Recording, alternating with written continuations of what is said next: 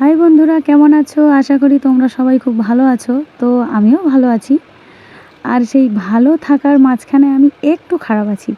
তার কারণ হলো আমার ঘরটা তো মাটির ঘর।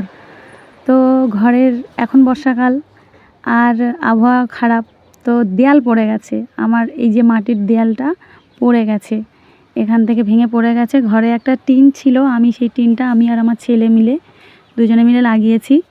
আপাতত ঘরে তো থাকি একা, ভয় লাগে প্রচণ্ড। রাতেরবেলা ঘুমাচ্ছিলাম, ঘরের মেঝেতেই ঘুমাই। তো এবারে রাতেরবেলা মাথার সামনে দিয়ে মাটিটা ঝাপাস করে যখন পড়েছে, খুব ভয় পেয়ে গেছিলাম। রাত 2-2:30টার দিকে পড়েছে। তো উঠে আবার মানে ঘুমটা ভেঙে গেল। তারপরে উঠে আবার ওপরে উঠে শুলাম। তো দেখতেই পাচ্ছ আমার মাটির ঘর, সব চারিদিকে সব ভাঙাচোরা। আর বাইরেতে বৃষ্টি হচ্ছে, খুব প্রচুর কাদা কাদা। আমাদের যেহেতু গ্রামে বাড়ি, দরমা টরমাগুলো ভেঙে গেছে। ঘর বাড়ির অবস্থা একদমই ভালো না আমার, যেহেতু মাটির ঘর।